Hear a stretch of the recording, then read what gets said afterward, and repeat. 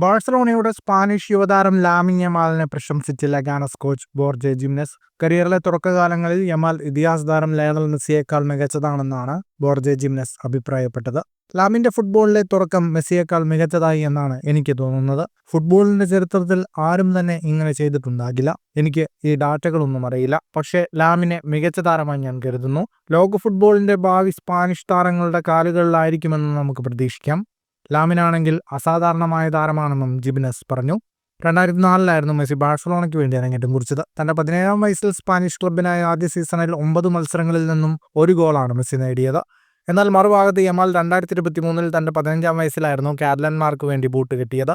ബാഴ്സയ്ക്കായി ഇതിനോടകം 94 മത്സരങ്ങളിൽ നിന്നും 21 ഗോളുകളും 30 അസിസ്റ്റുകളുമാണ് താരം നേടിയത്.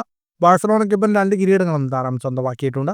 ഇതിനു പുറമെ രാജ്യാന്തര തലത്തിൽ സ്പാനിഷ് ടീമിനു വേണ്ടിയും ശ്രദ്ധേയമായ പ്രകടനങ്ങൾ പുറത്തെടുക്കാൻ ലാമിൻ യമാലിന് സാധിച്ചു. സ്പാനിഷ് ടീമിനൊപ്പം 2024 യൂറോ കപ്പ് സ്വന്തമാക്കി.